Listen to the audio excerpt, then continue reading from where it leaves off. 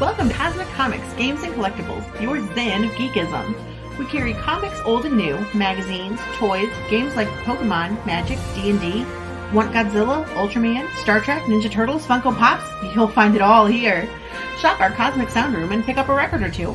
Enjoy our Comic Coffee Lounge with a cup of Sasquatch coffee or a delicious menu item while geeking out over a super cool movie on our big screen. Come by and say hello to Maui. Cosmic Comic, Games and Collectibles. Superman loves us, and so will you. Hi everyone, Daphne Lage here. Join Nita Lanning and me on the Ragin' 2 The Vlogs show, where we talk about everything, nothing, and all the bits in between. Looking for hour-long conversations about indie comics, social media marketing, and crowdfunding, with the occasional rant and story time? Head on over to the Ragin' 2 channel on YouTube, Mondays through Fridays at 11 a.m. Eastern to join in the chat. Hit the button.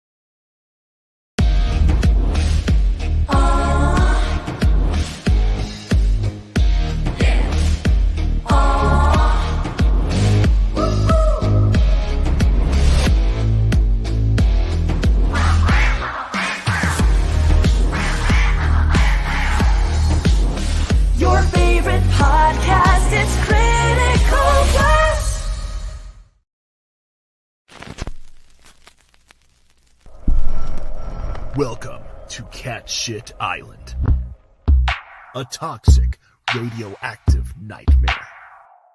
To survive the freaks, beasts, and gangs, the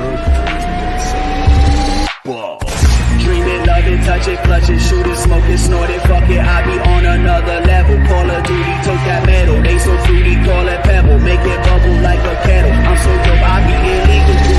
People bring it back, they call it sequel. Treat it right, I be so equal. I'm so fly, I be like eagle. Dress so cash, they say I'm regal. So mean that they say I'm evil. Walk around like I don't see them. Rich Ayala's Roach Balls. Back it today on Indiegogo. Sully Cucaracha is one roach you can't stamp out. Hey kids, comics! Hello everybody, I am RJ Carter, Senior Managing Editor here at CriticalBlast.com, and man, I have got the aliens hair going on tonight, don't I? It's just flying away on me. I am the Senior Managing Editor here at CriticalBlast.com, the Chief Envelope Licker for Critical Blast Logistics, and the Myopic Proofreader for Critical Blast Publishing. More about that later on. Tonight, Roach Balls. What are they? How can you grab some? Why do you want them and why do you need them? For that, we are going to have to talk with Roach Balls creator Rich Ayala. So let's pop the top on the new show tonight and get into it. Rich, welcome to the show, sir. What up, brother? Thank you for having me on here. I don't have a beer, but I have water, so I'll chug some water with you. I don't have beer either. I have hard root beer. And okay. It's a sipping bottle. There we go. Because if I take chugs of this, I will be 3 sheets to the wind real quick. So, nice. so this is a mature comic book. Yes. Or I like to say comic book. It's immature content for the mature reader. So, yeah, very much. Elevator pitch me on this one, man, because this thing is just crazy all over the place. All right. You like cartoons? You remember being a kid, right?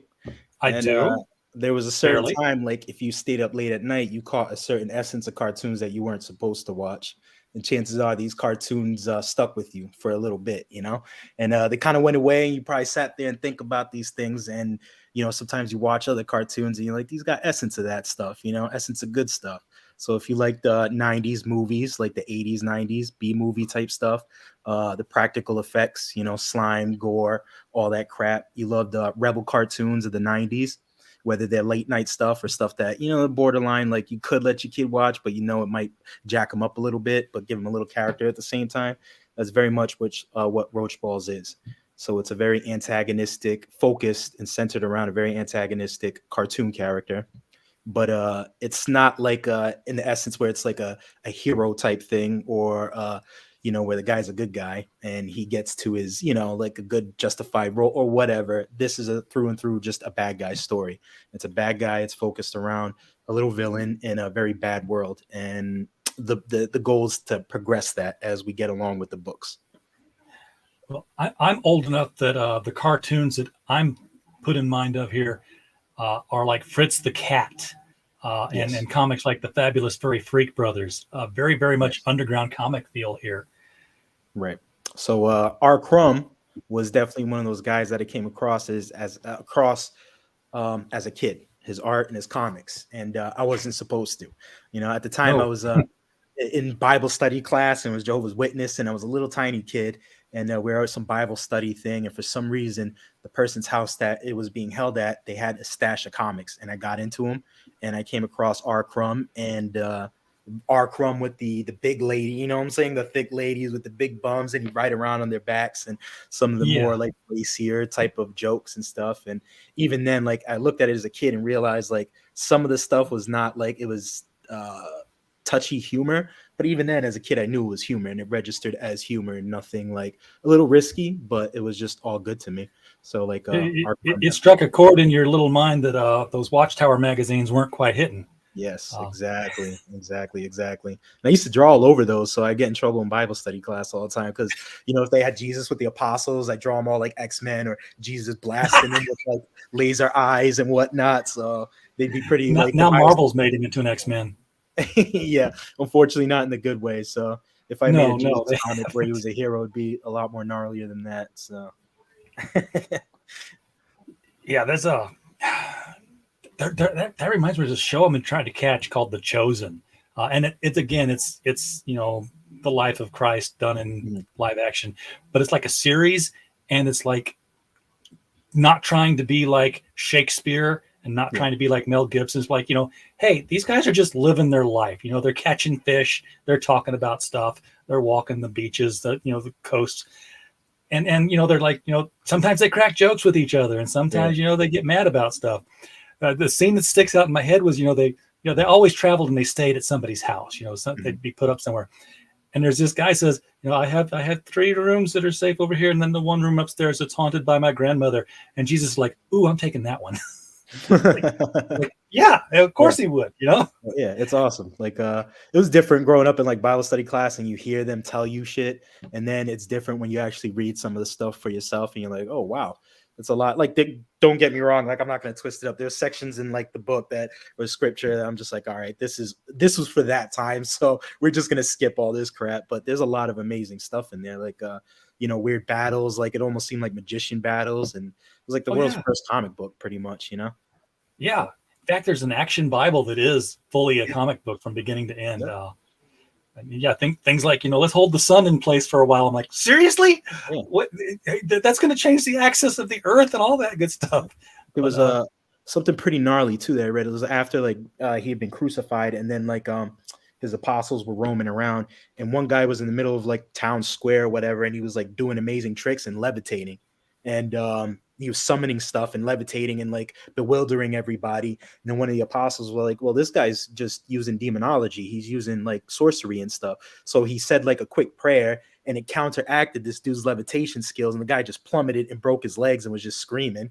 And then the guy was like, "Oh, you should be messing with demons," pretty much, and just walked away. And I'm just like, "What the heck? This isn't the Bible." And they have like weird little power battles and stuff.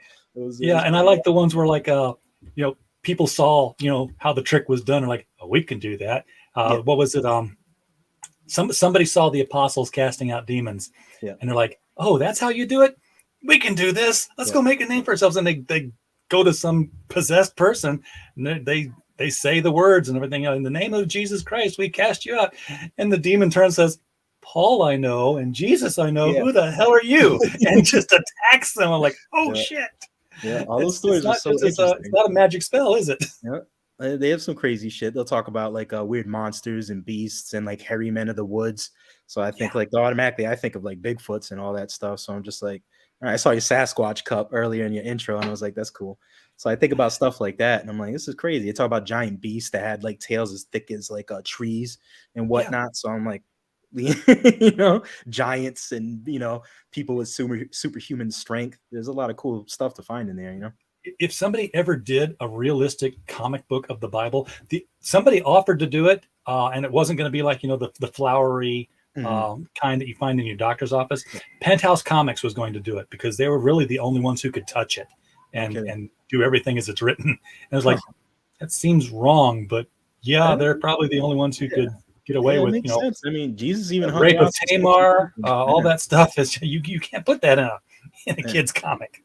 That's awesome. But so how do we start talking about the Bible when we're supposed to be talking about roach balls? We got. I don't know. Sorry, man. There's so many inspirations to everything. I just feel like if we keep this up, lightning is going to hit me as soon as we switch over to roach balls. Nah. If anything, honestly, I describe the roach as one of God's favorite creatures because figuratively and literally, it is the lowest creature on the planet Earth. Yet it doesn't have to worry about where it gets its food at all, ever. And on top of that, it is perfectly equipped naturally to survive anything and everything. So how's that not one of God's favorite creatures? So Sully Cucaracha is one of God's favorites. If you want to everything except a shoe.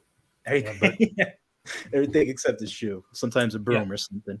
But yeah. Oh, Woody Muller's out here in the chat giving us thumbs up. Cyclofilm is ready to go.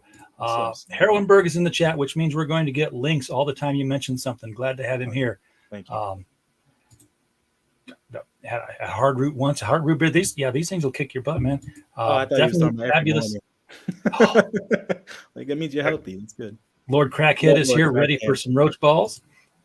Frog G is in the house as well. So we are double covered for everything here. Yeah, guys, I'm linking us.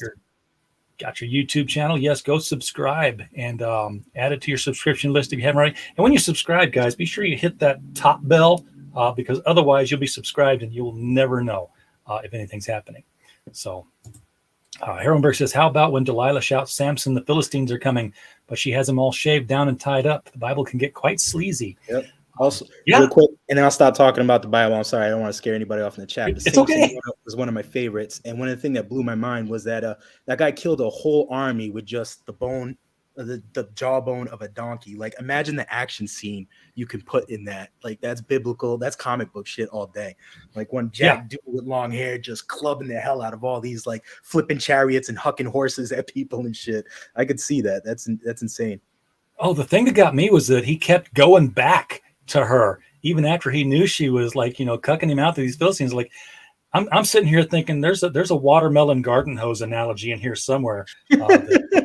Because something kept bringing him back, and he's like, she's trying to kill me, but it's that good. You know what I'm saying? Even like God made us fallible. Unfortunately, that's the way we are. We succumb to our vices, and that good old good was Samson. So. Yep, but that's the whole fun of free will, isn't it? wow, look at this $3,000 goal, and you're $10,000 over that. You got to be feeling good about that. Yeah, it's quite humbling. It's shocking because this is my first campaign ever. This is the first time I've put together like a full-on comic book like this. I've done like little short stories, a little stuff with like collaboratively with other people, and I did a short story for like anthology type book for a local comic book shop, but nothing to this type of level.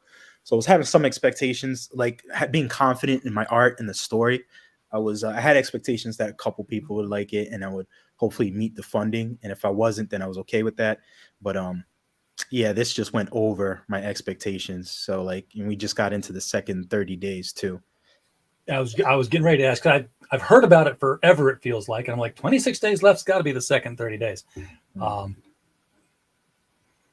Yeah, and yeah, you actually have a Roach Balls channel as well. So yes, my YouTube, definitely do that. Click, go, subscribe, all of y'all.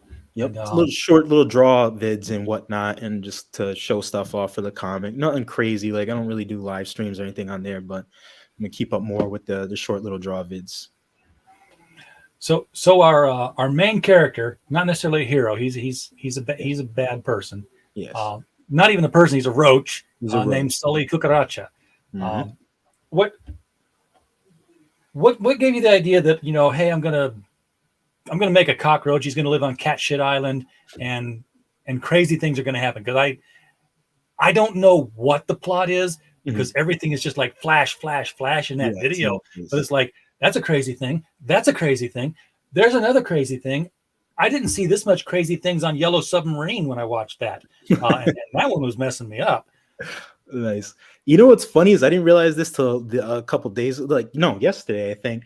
Every stream I've been on and stuff, nobody has really like asked about what the plot or the story is too much. And when they do, it's short, and then they get distracted, and then we're on to something else. Because I think I did an actually decent job with just the art and the quick flashes in the videos, where it's like people want to know, well, what the hell's going on? And then they get sidetracked and they just don't care anymore, because they're just like, well, it doesn't matter because this looks awesome. But the story is pretty simple. Like it does wrap up nicely. So the book wraps up nicely, beginning to end, but it does link up to overall, story arc with other books.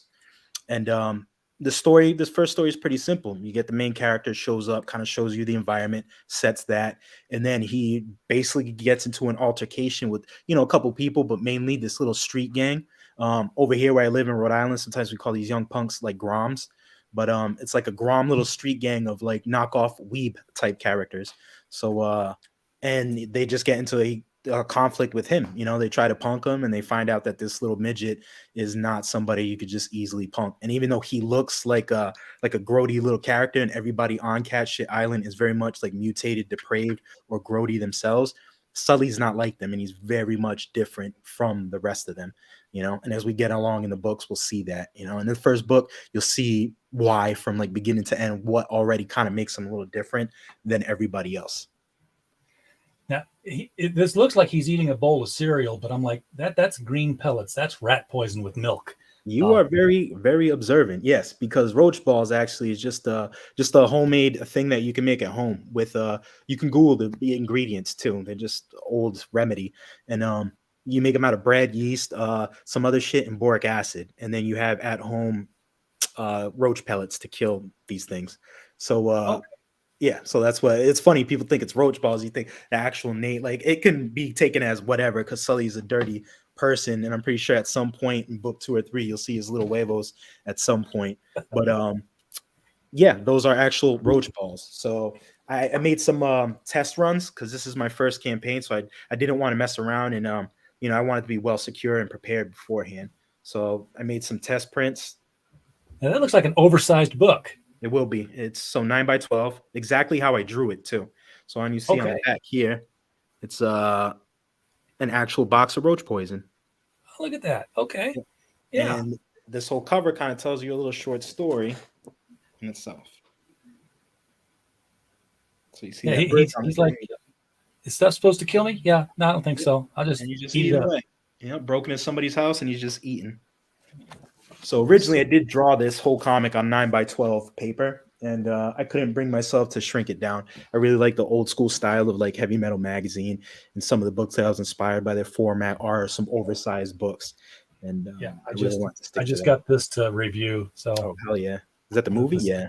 Yeah, the steel book of both movies. I've never seen Heavy Metal 2000, so Yeah, it wasn't as cool, I think, maybe, because I mean, it was like a one straight shot story, but it definitely had some cool parts in it. But part one was definitely the best all around. oh yeah, I gotta watch that again for some more Tarna. Oh, yeah. So Herwenberg is asking if you've got a universe of titles based around the characters of Cat Shit Island.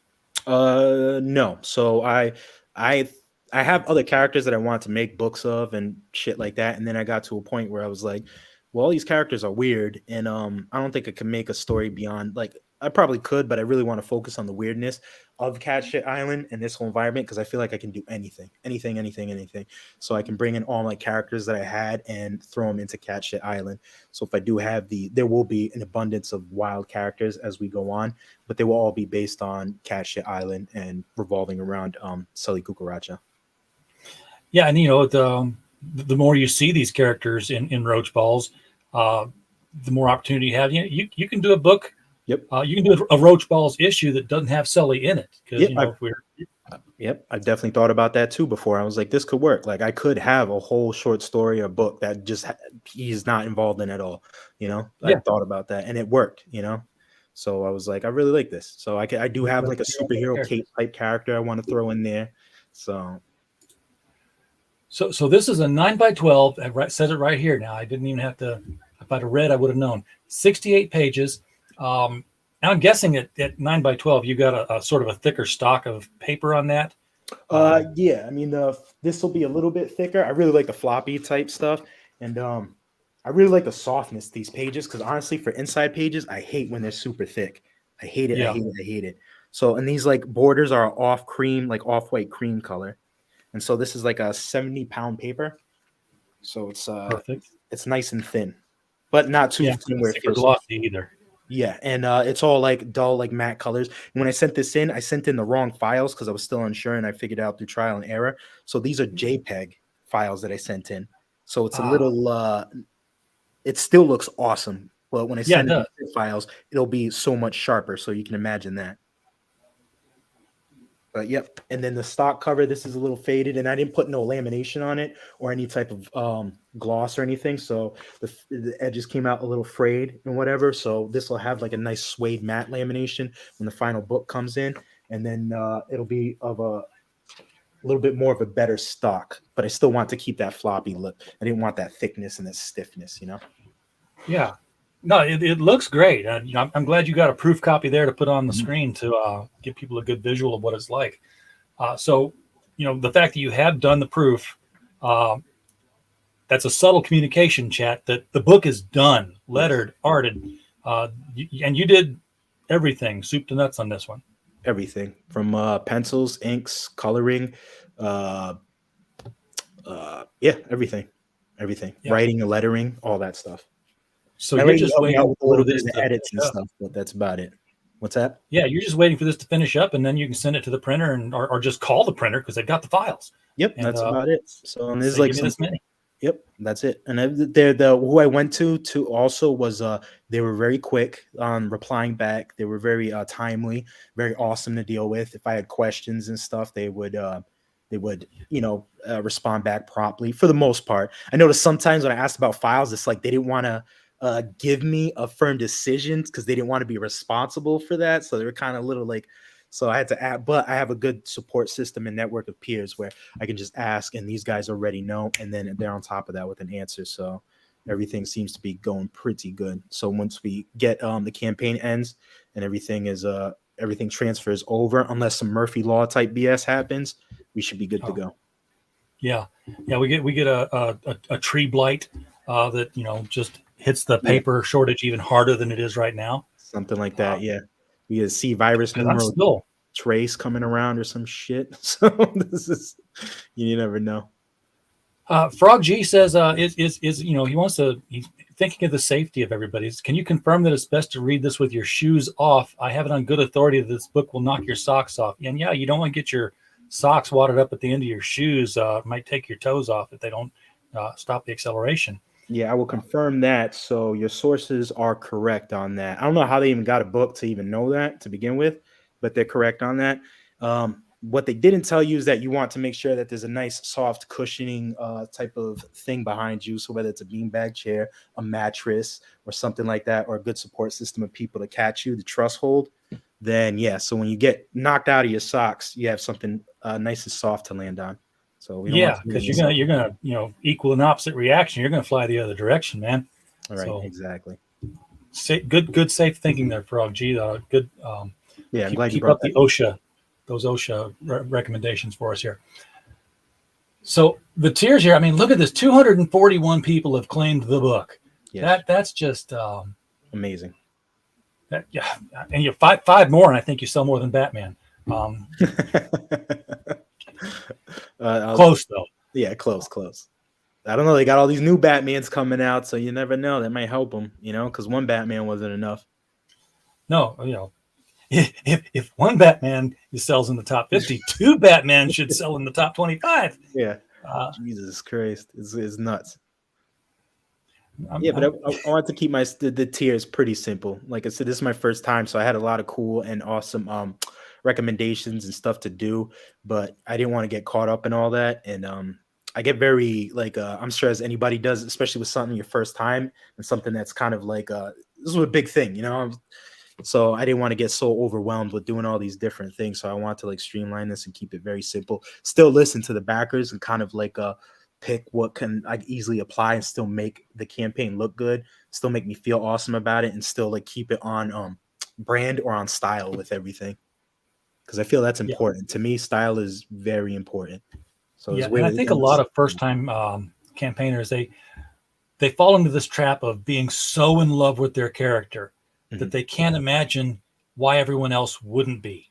So they'll throw out high-end items like T-shirts and action figures or at least 3D sculptures, and then they don't sell. And they're like, well, why didn't this sell? I've got all these T-shirts now. It's like, because nobody knows your character, dude. Why would they want to walk around advertising them? Yeah, there's a lot, and I I did a bit of studying beforehand, whether building characters, delving into this network and shit, how to go, all this type of stuff. As I'm sure you have reading understanding comics and all that stuff, and trying to remember whatever you could remember from that book, but all that stuff. And I think that helps a lot. So whether it's your first time, it's hard to kind of gauge whether people respond nicely to it. So the only thing that I can honestly say, preparation key, 100% key, and style, man. I don't know how to explain it, but just style. Always draw and then figure out that style in your art. Let your art complement your world, the world that you're building, your character. This character doesn't have to 100% represent you, so much as a self-insert, but it has to represent a lot of things you're about, a lot of things that inspire you and shit, whether they're good or bad. And maybe I hit it, maybe I got it right with this guy. I don't know. Yeah. Well, a lot of times you get inspiration from other people, and I was just getting ready to ask, so great segue. Who are the other characters of this universe indicative of other people? It's like, oh man, I need a guy who does this, just like my buddy down the street here. Yeah. I'm going to turn him into and I can't even say a cat or a duck or anything, because your characters are other than the Roach, they're just freaks of nature. Yeah. So I can't even say look at that boy. Yeah. No, he's just he's two big beach balls with a mouth and eyes. Right. They're all mutated almost, exaggerated. So this, I think I saw an old sketchbook or something on a documentary or some shit. I think it was Leonardo da Vinci. He used to go out to court squares and draw ugly people. He would sketch in his book just the ugliest people he could find, which is amazing because in the books that he was drawing, there was some horrendous looking motherfuckers back in the day. Sorry to swear like that on your channel, but there was some ugly people. We're for adults. Some of these people look like straight up monsters. And it was like, all right, either he was out of his mind and eating shit or taking stuff or drinking stuff that made him a little loopy, or there's some really mutated type of grotesque people back in the days. But anyways, so a lot of people are influenced by average everyday people. As we get further into books, I have friends and people that they're characters that I'll put in as background or whatever, but very much inspirations from people around me, just exaggerated to a lot. but not by that much sometimes, because I live in a town in Rhode Island where if you looked up the worst towns or all of New England or the worst cities, it'd be up there. And Oh, like, no word of a lie, that I live in the middle of town. In the middle of town, there's a shit factory just up the road, and in hot summer days and stuff, you could smell it. It's bad. And behind this shit factory is a long river. And just a couple weeks ago, the shit factory busted a pipe, and all that dookie was like flowing into the river. So all you smelt for weeks was, and it still smells like a big old pamper out there. So yeah, my real life environment is very much like reflective of this like story and shit. And it's like, yeah. you never run out. See, out here in flyover country America, you talk about New England. It's like, oh yeah, I'd love to go to New England. It's all Pepperidge Farms and horse-drawn carriages. Yeah, And certain Christmas in spots Connecticut. during certain seasons. Yeah, yeah, when the leaves are falling and everybody's drinking pumpkin fucking coffees and shit. Yeah, that's good. So what when you had the idea for Sully Cucaracha to be, the front and center, what was the thought processes that went into the supporting characters? And I'm not talking about like not the punk gang that he's gonna get into a fight with, but the characters that we're going to see repeatedly, and maybe that includes the gang. I don't know. Yeah, I mean, the gangs, something that happens with the gang kind of leads off into the second book. So like you're talking about how like the characters are, how they interact with him. I'm sorry, I lost track of the question. Well, just what went into the creation process of, here's a character and I want to have this character around all the time. He's going to walk on and do a bit Right. that will, and he'll interact with Sully in a certain way. Maybe he's a friend, maybe he's a nosy neighbor, maybe he's his pusher. I don't know. Right. Okay, yeah. So I mean, all the characters that interact with him, there is no friends. Like, Sully doesn't have friends like that. He's very antagonistic and he's very primal, so that makes it hard for people to be like around him or be like co-characters or supporting characters, because it's one of those things like, hey Sully, what's up? Oh yeah, I'm good. And then he'll just bite you or something like that. Or if you have a sandwich, he'll take it and all that stuff. So if that's the case, then I feel like all the supporting characters and all the people around him had to be just as vile or just as like ornery or antagonistic or as obnoxious as him. So it'd be very hard for him to actually like make friends or people be cool with him, So we don't have to worry about the right woman coming along to save him. Right. So if there's a woman that likes him, then that, obviously she's going to have a lot of jacked up issues. She's going to have daddy issues. She probably has OnlyFans and she's probably a stripper, And Sully is the type of person too, where it's just like, like a one night type stand, steal some shit off her drawer. If she is pregnant, that's messed up, but she shouldn't expect like child support from him and stuff. And if she's like, oh, here's the baby, he'll snap into that primal thing where he's like, well, like a lion pretty much, that mates with another female lion. She has other cubs. He'll eat that baby. He doesn't give a fuck. He'll just devour it and just move on, so because he's a roach. She's not, a person. He's not a person, and then that's what the point is to let you know that he's not just a like little goofy antagonistic cartoon character. He's very much vile. Like, but it's funny, I find it, that he's a cartoon. So it's like, oh, it's kind of but if you were to put like a serious tone or serious screen on him, like a serious different, like a filter, it'd be terrifying, it'd be almost borderline demonic, and it'd be very evil, but the fact that he's got this cartoon filter on it, it's like, oh, it's kind of cute. And I think that's kind of interesting for me, because I think cartoons are, if you saw them in a bad acid trip or something like that, it would trip you the hell out and it'd be scary. And it, like I said, it's borderline demonic, like all these crazy, insane cartoon characters bouncing around. And I mean, stuff is already messed up enough as it is. We saw the in the flashes of the video, I want to say a stripper, but I'm not sure. Could have been a hooker. Could have been a school teacher. I don't know. Yep. But she's shaking the things up here, and then up her dress, they're like tentacles or fingers clawing their way. I'm like, holy, what the heck is up her skirt? That's the awesome part in the book that I was pretty proud of. It's so stupid and simple, but that part, I don't want to give up why and how that happens, but I never give out her job description, but you can very much tell, like in earlier part of the book, I do a close up on her chest and she's got all these shitty tattoos. And so it's very much could be stripper or a single mom, OnlyFans type tattoos and shit. Yeah. So, yeah. I mean, we don't have to know why it's happening. Just the fact that it's happening was enough to that's unsettling. Yeah. So it's it shows you a little bit too about Sully's little bit of unique skills that don't make sense. So even though there's a cartoon world around him, you'll notice they don't operate. Everybody else doesn't operate in the cartoon nature or cartoon science or physics. So if somebody, a cartoon person, gets hit in the head, they might look animated and goofy. They get hit with the anvil. That person is very much dead. They're not coming back. They're not like, oh, whereas Sully Not going to be the pancake and then spring back up. No, splattered, done. Whereas Sully, the same shit will happen, but keep in mind he's also a roach, sort of, kind of. He'll bounce back from everything. Right. So that tells me that people do get whacked in this. Yeah. And in a permanent sense. Yes, and in like book 2, I'm going to explore more things, and it's very gang orientated too. So you'll see at some point Sully starts to make a bit of a name for himself, even though that's not his thing, because he's like the ultimate villain. I feel ultimate villain has no worries about trying to get money or trying to make it ends to a mean. It's pure chaos. There's none of that shit. He doesn't need a job. He doesn't need money. So there's no point in robbing. If he's going to rob, it's just for the sake of stealing something he likes, or he's just hungry, or it's just a point of just owning something just to disregard it later. He's very much chaos, embodiment of chaos, and like old primal instinct almost. So like, is there any order on Cat Shit Island? I mean, is there a police force? Yes, there's order. There's a mayor. There's a police force. Second book, we start to get into it. There's more gangs in there, and as we like higher gangs, more legitimate gangs than just little street punks.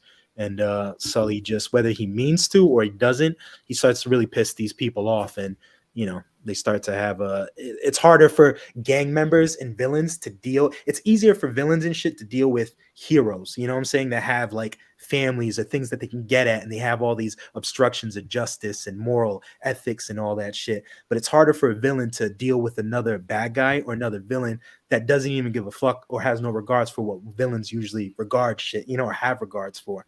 So you got somebody that's just pure chaos against like ordered chaos almost, organization and all that crap. So there's very much a problem with that. I'm thinking of the mobsters in The Dark Knight dealing with Heath Ledger's Joker character. Yes. Yes. They would almost ally themselves with Batman and say, yeah, get rid of this fucker. Yeah, because there's just no controlling something like that. I feel like something like that is old. That's the embodiment of chaos itself. It's just pure primal, just whatever. And you find that out about Sully too. Like Sully's got some extra shit to him.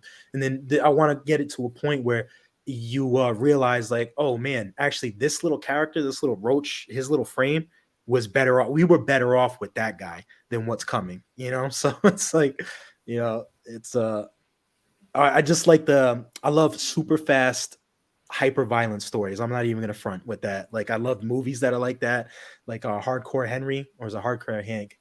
Hardcore Henry. I don't know. I don't remember. Crank 2. A lot of my favorite B movies. They were just super fast paced, and you didn't need no like in depth, plot driven story. It was just a really cool character and extra cool characters in the environment that were just indisposable, or they were awesome. Like a good Guy Ritchie film or a good Tarantino film. They had I know a lot of people hate Tarantino too. It's the weirdest thing. A lot of writers I noticed, but they always had dope characters, even the ones that were just in for 5 minutes or had like little dialogue or were just a background guy. Just all dope characters all the time. Pulp Fiction. Yes. Yep.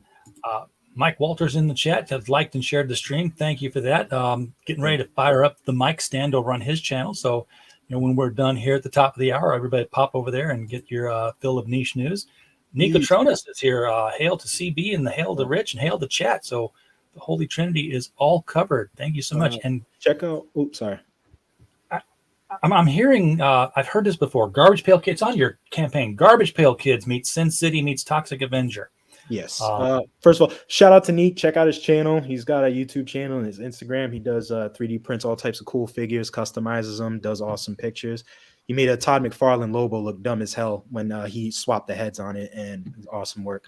But the homie Matt Fowler, the big homie, props to him. He coined the term Garbage Pail Kids meets Sin City, and I gave him a sneak peek of the book, and that he paraphrased it so like, or he like quoted it so perfectly, and I'm like, yeah, that's exactly what it is. You see right there, I got that big old "I'll crush your head" omnibus of Sin City right there, and then I have Garbage Pail books right here. So I mean, That's freaking, you know what I'm saying?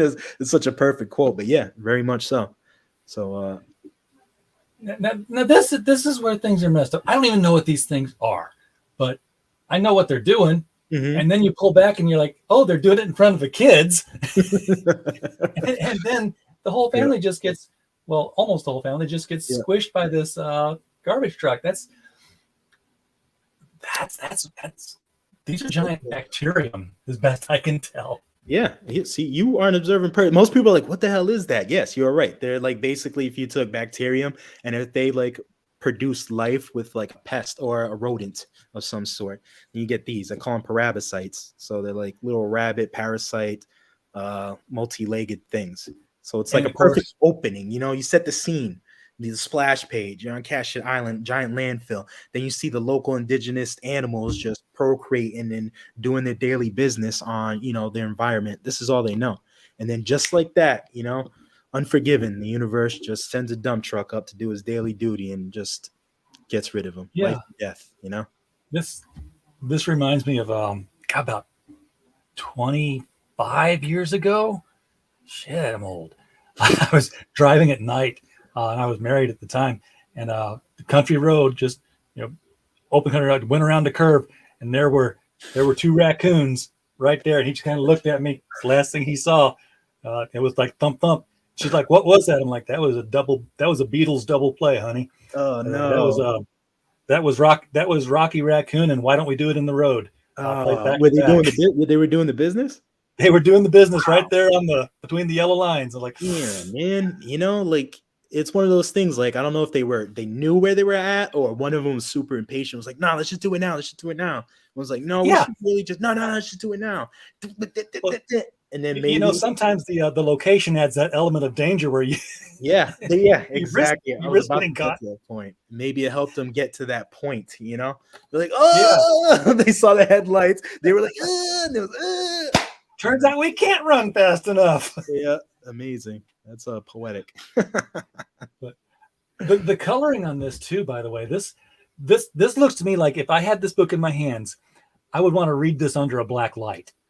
Oh, nice. Yeah, Just I'm not because sure how it it looks looks like it would glow that way. under a black light.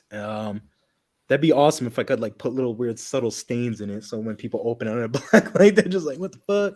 But no, I haven't checked it in a black light. As a matter of fact, like some of the neon colors I found out on this page, actually, right on the dump truck driver, on his he's got like a little emblem on his shirt, and I colored it in neon orange, and then I scanned it, and then I realized that shit does not show up. So then I had to go back and then hit it with a regular orange. So yeah, no neon type colors. I just managed to get some of these bright ass colors that were neon. But I'm glad I caught that way beforehand. I was pretty proud of that. I was like, all right, no neon colors, no more. But yeah, it's all mixed media type shit. It's all hand drawn. So a lot of that is markers and then overlaid. Yeah, real old school. Because I like the way you know, a lot of the heavy metals look. You can tell they were done with they had that old school faded type color, maybe because of printing and the resolution and whatnot. But a lot of it was hand drawn mediums, and you could tell. And I love that look. So this is, I guess, pretty much near the opening of the book, and the dump truck is dumping out Sully. Sully is in the back of the dump truck. Yep. Is this his arrival to Cashet Island, or? Yeah, pretty much. Like I didn't want to. The thing is, though, I didn't want to give too much in the background, and like I had thought of so many things for Sully, his environment, what he was doing, his purpose, and then I found the best purpose was to not just give him a direct purpose and let like stream of consciousness kind of build it up with me having a background idea, because he's that type of character. Like I know it sounds weird and like, well, that's a cop out, but I can't control this character. You know what I mean? I can't tell. Like I thought about giving this dude a job where he evicted people out of apartments because I thought it was funny, a giant roach evicting people out of apartments. But then I was like, well, he's the type of character, like who's going to tell him what to do? You know? Yeah. Who you go do this job? He's going to be like, eh. And on top of that, he has no need for money. So why the fuck would he need money? And why the hell would he need a job? He doesn't even have shoes. He doesn't care to wear shoes. So like, you know, and then I was like, all right, well, how would I, you know, introduce somebody like this? And I have ideas and I know like his background, his origin and all that. And I have good pillars placed up for that. But I couldn't think of something perfect until one day I was just laying in bed and I just had my eyes closed and I pictured a dump truck up on that big ass hill and dumping him out. And he was like in the darkness, and it was like in the essence of like an old school MTV, like liquid television cartoon. It was all animated sequence in my head. And I was like, that's perfect. And I got up and just went to drawing. And then, like I said, stream of consciousness. Like I had an idea. I'll write ideas down on cue cards, mix them up, see what works well, but try to go stream of consciousness, because I feel like that works with the character best. And the whole sometimes, knowing a character's background ruins it for the character. We went decades with Wolverine not knowing who he was, and it added to the mystique. And I interviewed Paul Jenkins on the stream one time, and I said, "So what were you thinking when Marvel came to you and said, 'Hey, we want you to do this origin for Wolverine and give him a definitive origin'?" And he said, "Well, it was my idea." So by the time I got my foot out of my mouth on that one, it was like, because I went into the whole spiel about how it ruins the character to know, when they're built on mystery. I mean, if you don't know the origin of the character after 4 issues, you should never know it. There's no need to. Yeah, there's no need to. Like I was just thinking today, like, well, I know how Sully has. This is just Sully's Sully's in this form because he was like restricted to that, basically. That's all I'm gonna say. But I was like thinking about what he looks like underneath, and I have ideas, but I don't know if I ever want to show that. You know what I mean? Maybe bits, because I always love battle damaged heroes where, like, I'm not a fan of Spider-Man or Batman or anything, but I loved when they got messed up and you'd see their hair sticking out of the suit. You see the battle damage. Maybe do something like that with Sully.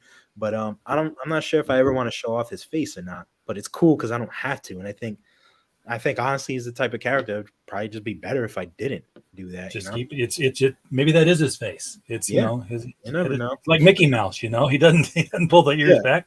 Yeah. So Herwenberg says that he's got to go check out Hardcore Henry. Yes. Stars Charlton Copley from District 9 and Powers. Darren Wagner in the house. I backed it and got the original cover perk. So thank you, sir. He's on Psycho awesome. Film. Yes, the raccoon. The raccoon was being freaky. He was a bit of an exhibitionist raccoon. General Piggy in the house. Salutations. Super chat. We do not get these very often, so thank you, General Piggy, for the $1.99 there. Roll that beautiful Roach footage. You want to roll the video one more time, Rich? Hey, if General Piggy wants it, he's the general. You gotta give it to him. He's the general, and he paid. And he paid. You put $1.99 in my belt. I'm going to dance the dance you want me to dance. That's an admission fee. If he would have gave you a dollar extra, you would have owed him popcorn or something. Exactly. So let's take a look at that wonderful, flashy, mind-blowing video again here. Welcome to Cat Shit Island, a toxic, radioactive nightmare. To survive the freaks, beasts, and gangs, balls. Dream it, love it, touch it, clutch it, shoot it, smoke it, snort it, fuck it, I be on another level. Call of Duty, tote that metal, they so fruity, call it pebble, make it bubble like a kettle. I'm so dope, I be illegal, people bring it back, they call it sequel, treat it right, I be so equal. I'm so fly, I be like eagle, dress so cash, they say I'm regal, so mean that they say I'm evil. Walk around like I don't see them. Rich Ayala's Roach Balls. Back it today on Indiegogo. Sully Cucaracha is one roach you can't stamp out. Yeah, I don't. Now, did that freeze up for you? No, it played fine. Okay, because it was like freezing on my end, so it's just my computer. Okay, let's talk about that video for a second though, because that is some. First of all, you got excellent voiceover. Thank you. So I don't know who you got for that. I will explain that. Those are my homies. I love them dudes. I swear to God, they brought this whole shit to another level, man.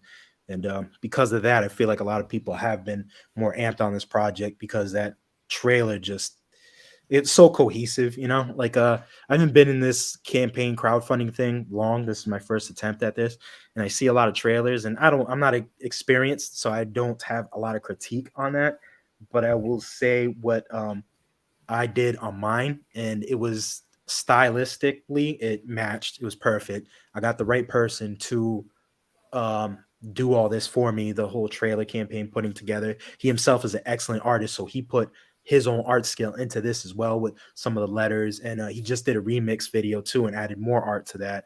So and the voiceover was the homie Arrogant Ape.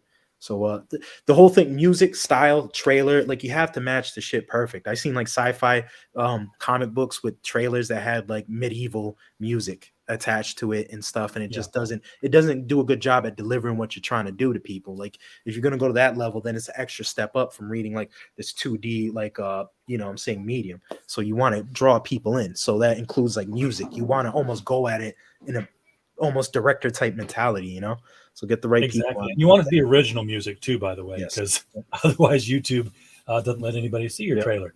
And there's plenty of websites for that type of stuff. So that I got that beat off of upbeats.com or upbeats.io.com or whatever. And it's free beats for creators. And on top of that, if you get like a subscription, you just copy and link, you post it on your YouTube, you drop their link, and it's the title credits, so you don't get in trouble for that crap, any of that stuff. So there's other ways you can find people that or if you're good at music, flex with that. Do your music. You may need to drop me that link so I can throw it in the description for the replays. Yeah, definitely. Yeah, so far so good. There's been no issue, no nothing like that. So like, I'll drop you that link for sure. And, but the animation too. I mean, your trailer goes above and beyond what we normally see for campaigns, because, like I said, we'll hear some generic music or even worse, some like real music that they didn't copyright to, and then the video will just be like pan and scan over still pages. Getting animation into it really does. First of all, it does get the eyeballs, and second of all, it gets people thinking, what if this comic book actually becomes like a short film? Right. And is that something you're looking at? Oh yeah, I would love to. I would love to ideally like put a couple more books out, because I don't really know how it works, and we've all read horror stories on how that works with them owning shit and them just being complete douchebags. But at some point, I would love for this to be a cartoon. I think it would be awesome, and I think it would be one of those cartoons that would get that little kid in me, or inspire a generation of kids that were like us. Because I don't know how it's coming out now, and maybe those kids that were like us are like a few, and maybe it might start some more of us, but you never know. But I do want to give a shout out the homie Dying Days of YouTube. So everybody out there in the chat new that doesn't know, or anybody watching this later, the Dying Days of YouTube did the animation for my videos. You can find him on YouTube, obviously. You can find a bunch of cool shit. He has got a character called Hogan the Bogan, I'm sorry. Little Australian koala, and he's raunchy and he's kind of a prick, but it's awesome. It's beautiful work. Check his stuff out. Please sub to him. If you need trailers, hit this man up. Give him your hard-earned money, and he'll give you his hard-earned work. And the awesome voiceover was the Arrogant Ape. He also has like a review channel on YouTube. Sub to him, please. And he's amazing. His voice is not even like that. You know what I'm saying? His voice is completely freaking different, but he just flexed. He's an amazing and talented dude. But yeah, please check them both out and sub to them. So any truth to the rumor that Sully Cucaracha is based on Cecil? No, I've heard a couple rumors like that. I think RT Bear was like, it kind of looks like Cecil, and I was just like, I don't know about that, Art. Like, much respect, but you gotta get the mold eyes checked out, dude. He looks nothing like Cecil. I mean, there might be like they might chill in the same dive bars and stuff like that, but nothing like Cecil. So he's got 4 arms, color coordinated differently, and as cool as Cecil is, much respect. I think Sully Cucaracha would hand it to him. Literally, he would hand it to him. He's got 4 of them in a fight. So yeah, four arms, 4 eyes. So you could see it all coming. Yeah, and like you say here, the art is complete. The lettering, this isn't just lettering. I mean, this is like you change the style of letterings to change the inflection of what's being said. Yeah. I mean, a curse. Curse is damn near a sound effect now. Yeah. In the word balloon. So. Yep, that has to do with a lot of like not like a muralist or a crazy professional graffiti writer, but yeah. That's funny. But I don't think Sully would chill in a gay bar, but I don't know. Sully does his own thing. You never know with this guy.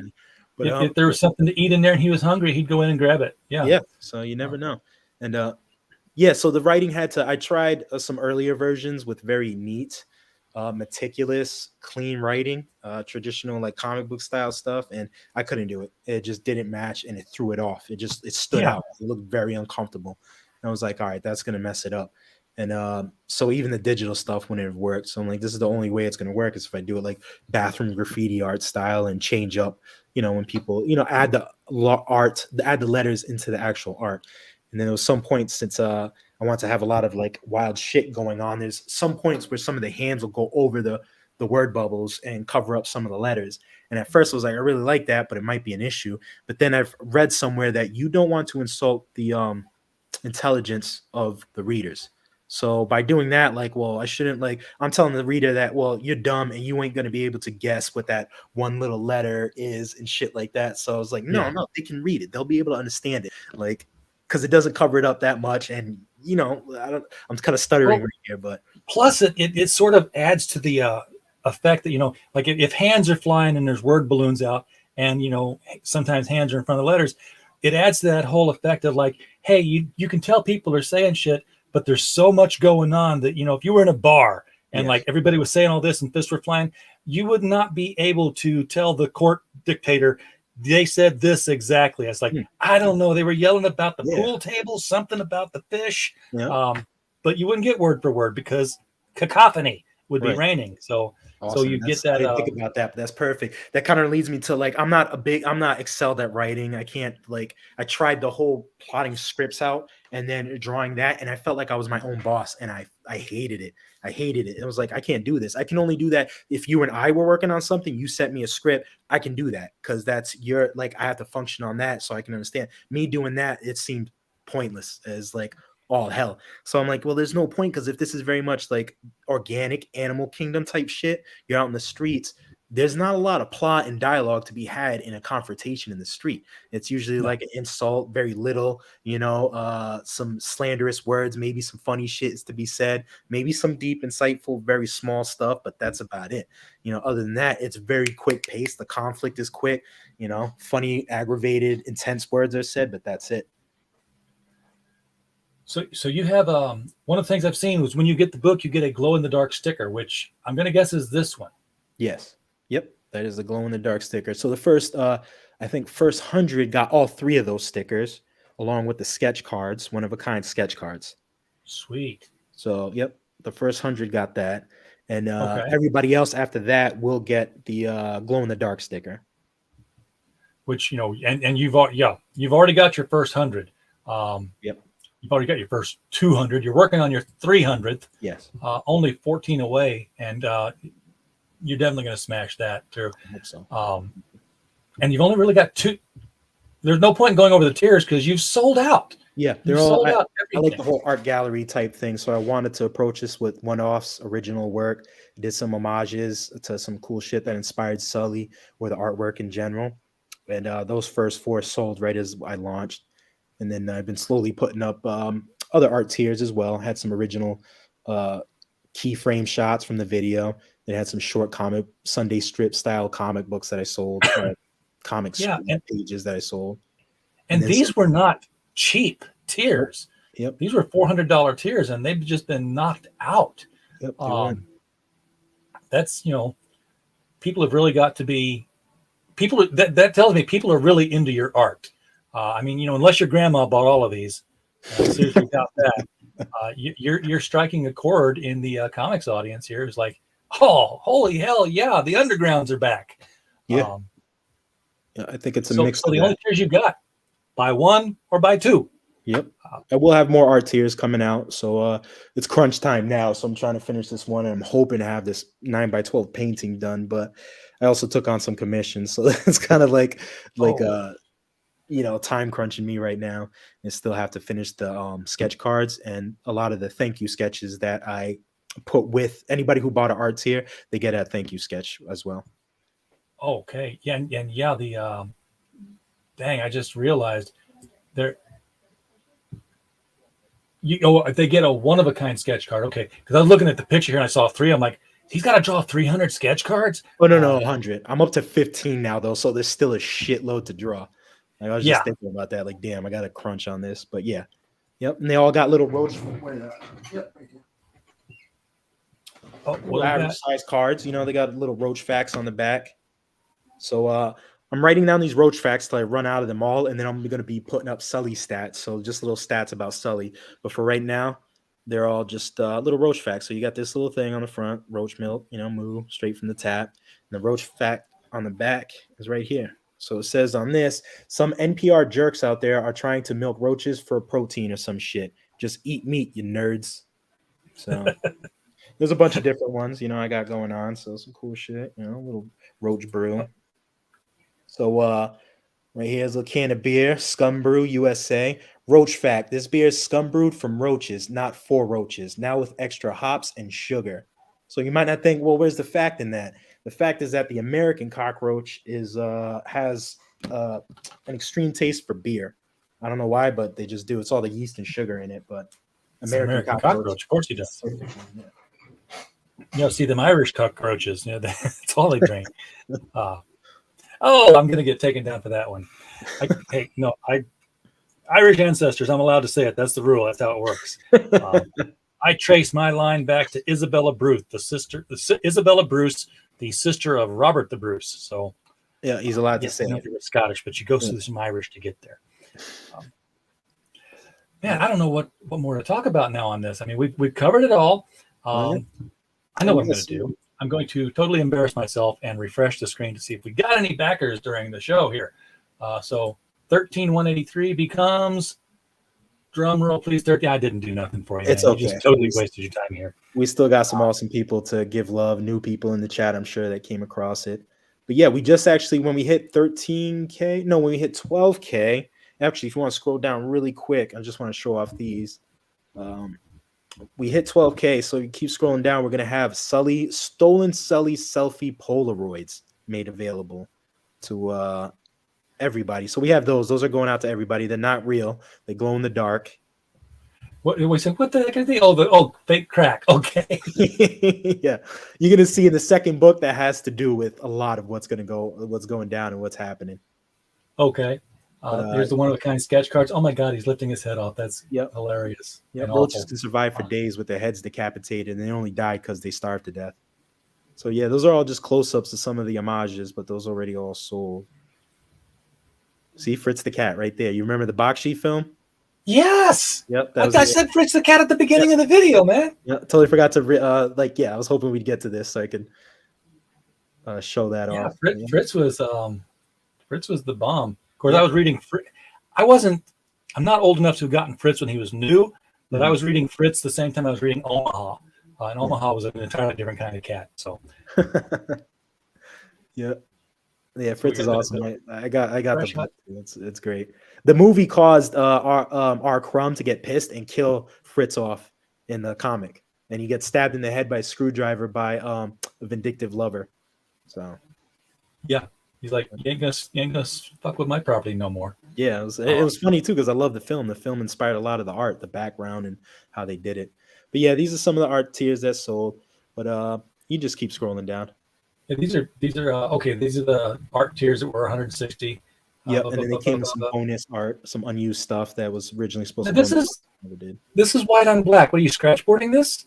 No, this is just black mixed media board, and I just used a white colored pencil to sketch it out, and then went over with white acrylics and gel pen. Oh, sweet. Yep. Okay, very cool. Boy, there's a lot of stuff down here. Yeah, it's just basically showing shit off. But the first 200 people get these old school, obnoxious, really ignorant hip hop CDs I did like years ago. I don't rap anymore, but this is just a bunch I had laying around. I was like, it just went with everything. It was so on brand. I was like, they might dig it. So yeah, when we hit 12K, we got these Sully selfie Polaroids drawn by the genius that did our videos or did the videos. So this is in rendition Dying Days of YouTube. He drew this for me a while ago and was like, here, check this out. And I fell in love with it because it was so up close and reminded me of the Ren and Stimpy when they freeze framed on their faces and had the extra grotesque details. And this is exactly what it looked like. Yeah. So you see every pore, every little hair. Yeah. In this bigger picture coming up, you can see the zit and it almost looks like it jumps off the page right on his lip. Yeah. And so the big homies over at 656 Comics and Brian from Era Saga, they did the Polaroids, and I thought that was so cool. So I swiped that idea, and I'm using it for this. So and now at 12K we reached that. Every backer is gonna yes. I gotta Shout post out. pictures. I just got mine in too. So I love those guys. Those guys are doing amazing work. So yeah, every Yeah. backer will get these now. And pretty soon I'm putting together. Right now I'm just waiting for the homie to put it together, but I got ink spots. He did an awesome painting of digital painting of Sully Cucaracha, which I'm going to put on a trading card, but the trading card is going to be fashioned with like the GPK, the Garbage Pail Kids style stuff, but obviously saying Roach Balls. And the homie Oh Diamond, yeah. he's putting that together too. So it's like another collaborative effort between So, Dying so sort of a garbage pail trade dress to it, but with the Yes, logo for Roach exactly. You Ball. flip it in the back and all that shit. I have something on the back too. So at 14K, we're gonna be getting that. So Well, we're going to be getting that because there's no way you're not going to hit 14. You're going to hit 15K with 26 days left, and you're already at 13. I hope so. This is 15.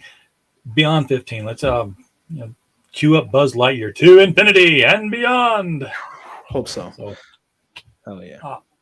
well, Rich, thank you so much for coming on here tonight and sharing your Roach Balls with us, man. This has been fun. It's been educational. And Well, thank you for clearing your timetable to show off my Roach Balls. I appreciate it. not a problem for me, man. It's like I got nothing better to do. So to get out here and expose these campaigns to people. Well, I mean, what's better than talking about comics and cool creative shit and artwork and all that stuff.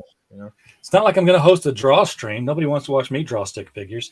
You can draw a pretty cool stick figure, man. Like if you put a little bit of like snap to them and a little bit of a little bit of physique, the stick figures can look really sick. So hey, somebody say that. I keep wanting to say it was Matt Feasel, but he did Bean World, which is still stick figures with beans. Yeah. But who was it did Cynical Man? Was not now I've got to look it up because I can't just bring it up and just let it hang out there. Artist of Cynical Man. I remember that was Matt Feasel. Okay, never mind. That was him too. I remember the Bean World stuff. I thought that character looked cool. He had a little golden trident or whatever, just looked mean. Yeah, and it was just a bean with triangles on his back. And I'm pretty sure I ripped legs. that character off as a kid too, and I had this little circle. It was just a little circle with devil horns, and he had arms and legs, and he carried a hammer. And it was like kind of like the Bean World, but it was also kind of inspired by the Generation Next. I don't know if you've ever read that series, and they had this character called Sugar Man, and I think Chris Pachalo made him. Like I love that character as a kid. I thought he was the coolest guy ever. I kind of like put them together and had this little character that was like something like that. Yeah. Cool. Closest I ever get to that is I'll do some overhead camera Lego builds. Just chill and relax, snapping bricks together. Yeah. Anyway, folks in the chat, throw money at this. The link is below in the description. So it's the very first thing you're going to see. You could have clicked it anytime during the video and still listened. It would have opened in a new window, guys. I guess I should have told you all that.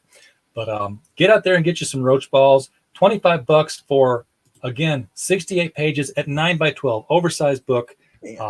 So you're going to have some great view of the artwork. Yeah, look at the double wraparound cover. These Roach Balls are huge, guy. Look at that. Yeah.